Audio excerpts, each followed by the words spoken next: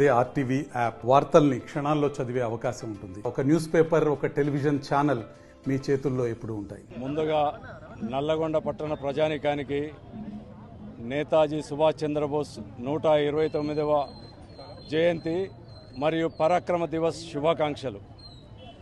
అలాగే నా జనగణమన ఉత్సవ సమితి 4వ వార్షికోత్సవ శుభాకాంక్షలు.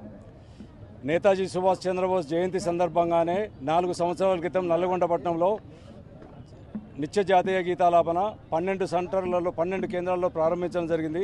ఆ తర్వాత ఇంకొక 6 కేంద్రాలు ప్రారంభించాం. మొత్తం 18 కేంద్రాల్లో 4 సంవత్సరాలు పూర్తి చేసుకున్నది. అలాగే గత 25 సంవత్సరాలుగా నల్లగొండ పట్టణంలో నేతాజీ సుభాష్ చంద్రబోస్ జయంతి గతంలో భారత వికాస్ పరిషత్, ఆ తర్వాత జనగణమన ఉత్సవ సమితి ఆధ్వర్యంలో ప్రతి సంవత్సరం ఈ కార్యక్రమాన్ని నిర్వహిస్తున్నాం.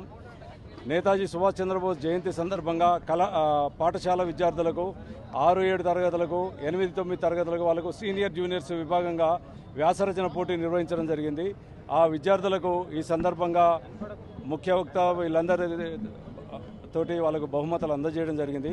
నేతాజీ సుభాష్ చంద్రబోస్ ఈ దేశ స్వాతంత్ర సమరంలో అత్యంత కీలక పాత్ర వహించిన మహాయోధుడు, మహనీయుడు. నేతాజీ సుభాష్ చంద్రబోస్ పేరు చెప్తేనే యువతకు తన గురించి తెలిసిన వారందరికీ రోమాలు నిక్కపొడుచుకుంటాయి.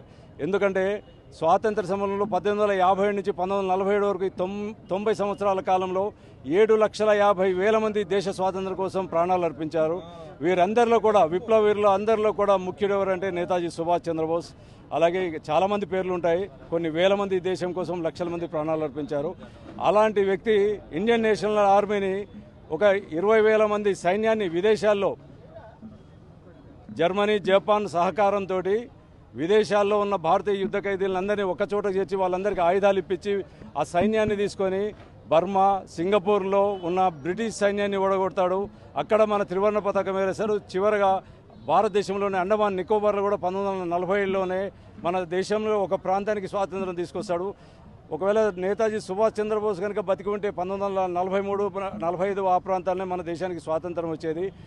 మనం అందరం 1947 మహాత్మా గాంధీ ఆధ్వర్యంలో వచ్చిందనుకుంటాం. మహాత్మా గాంధీ అహింసావాదులది కూడా పాత్ర ఉంది దేశ స్వాతంత్ర సముపార్జనలో. కానీ ముఖ్యంగా నేతాజీ సుభాష్ చంద్రబోస్ సైన్యాన్ని చూసి బ్రిటిష్ పాలకులు గడగడలాడినరనే విషయం నాటి బ్రిటిష్ ప్రధాని అట్లీ తన స్వీయ చరిత్ర బుక్లో రాసుకోవడం జరిగింది. ఆ పుస్తకం తెలుసుకున్నాక, సమాజం అందరికీ తెలిసినాక దేశవ్యాప్తంగా ఈ దేశానికి స్వాతంత్రం ఎవరి వల్ల వచ్చిందని తెలిసింది. కానీ మనం చిన్నప్పటి నుంచి పుస్తకాలు అందరూ కూడా కేవలం మేము కానివ్వండి, ఇప్పుడు చదువుకునే పిల్లలు కానివ్వండి, 1950 నుంచి ఉన్న అందరూ కూడా ఈ దేశానికి స్వాతంత్రం ఎవరి వల్ల వచ్చిందంటే మోహన్ దాస్ కరమ్చంద్ గాంధీ గారు, నెహ్రూ గారు అని చెప్తారు.